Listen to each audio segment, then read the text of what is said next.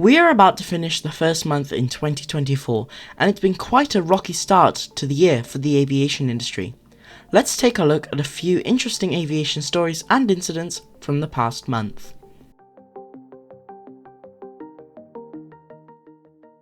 Just before we start, a trigger warning. Some of these stories involve incidents where fatalities occurred. Please be mindful of this. Working in chronological order, we start on the 1st of January. A man was found dead after climbing inside an Airbus A220's engine at Salt Lake City's airport. The man had a mental health condition which unfortunately led him to be in crisis when he breached an emergency exit door at the airport and ran out onto the apron. He made it to a de-icing pad where a Delta Airbus A220 was sitting. He then climbed into one of the aircraft's engines. When local police arrived, he was found unconscious after being pulled out of the engine cowling. First responders were unable to resuscitate the man, who was later tragically declared dead at the scene. The next incident made international headlines: a runway incursion at Tokyo's Haneda airport.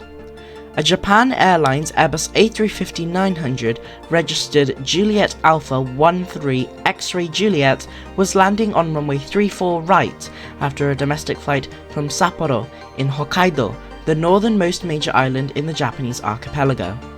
Meanwhile, Air Traffic Control, or ATC, had authorized a de Havilland Canada -8 300 series carrying aid to the earthquake victims in Japan to hold at the C5 holding point. However, due to a misunderstanding, the -8 taxied onto the runway and held on runway 34 right. After a period of 40 seconds had elapsed, the Airbus A350 landed on the -8. The A350 continued forwards for another 3,000 feet along the ground before coming to a stop on the grass to the side of the runway. All the passengers and crew on the Airbus A350 survived, but 5 of the 6 people on the -8 were tragically killed in a fiery explosion. Our thoughts are with them and their families at this time. This incident goes to show the new level of safety in our industry, as all 379 occupants of the Airbus A350 survived, and the captain of the -8 also survived, showing that with innovative design and high levels of training in order to deal with incidents, we can continuously make our industry safer and more reliable. Now, let's talk about an incident that has been, what you could say, the talk of the industry over the past month.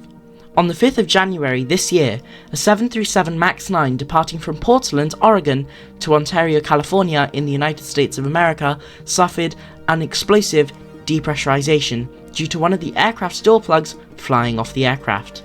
This occurred as the aircraft was at 16,000 feet. The crew reacted rapidly, getting the aircraft safely back to Portland shortly after. Door plugs are necessary on the 737 MAX 9 as it is an extended version of the 737 MAX 8.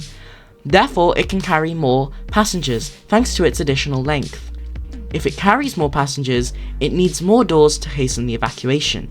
However, Alaska Airlines configures their aircraft with a first and main cabin, so they carry a reduced number of people on their aircraft, meaning they do not require additional emergency exits. This means that they plug the doors with door plugs. From the interior of the aircraft, they appear as any other window, but externally they appear to be a small door.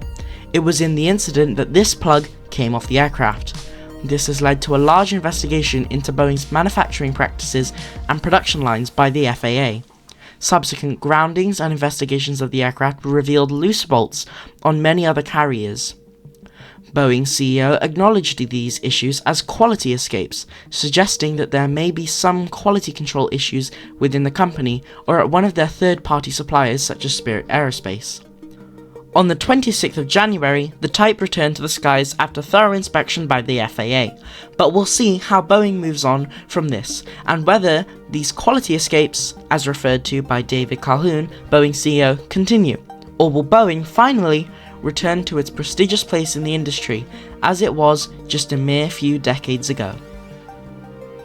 Now, for a few less major incidents, but incidents nonetheless. We have a Southern Airways Cessna 208 landing on a highway after departure from Washington Dulles after an engine failure. This incident occurred on the 14th of January and no major injuries were reported. Next, we have an Atlas Air 747 departing from Miami on the 19th of January when it suffered an engine fire. Thankfully, the aircraft returned to the airport rapidly and all the crew were unharmed. Finally, we have an Air France Airbus A350, which suffered a tail strike upon landing in Toronto on the 21st of January, requiring it to be repaired. Luckily, no one was injured in this incident. In business news, the United States Department of Justice blocked the proposed $3.8 billion merger of Spirit Airlines into JetBlue. This was reportedly because it would create a lack of competition in the low-cost carriers market if Spirit were to exit the low-cost market. This is quite a blow for JetBlue, as JetBlue was aiming for this acquisition to help it boost its position and establish itself as a major US carrier. However, JetBlue now has to find a new way to expand as an airline, particularly in the American West Coast sector. Or it may end up like another Pan Am, an airline that lost its place in the market and eventually was lost altogether. And our last little bit of news involves the Ukrainian-Russian war. On the 14th of January, Ukrainian forces successfully shot down a Russian A-50, a reconnaissance AWACS version of the IL-76, over the Black Sea, while it was performing a reconnaissance mission. Russia alleges it was accidental friendly fire, but it is unconfirmed. A Russian IL-76 transport aircraft carrying 65 Ukrainian prisoners of war with 3 passengers and 6 crew from an airbase near Moscow to Belgorod crashed in the Belgorod region of Russia on the 24th of January 2024. This tragically ended the lives of all the Ukrainian captives and all others on board. This is the most deadly accident so far this year, and it is incredibly sad. Hopefully, we don't have any further incidents of this nature.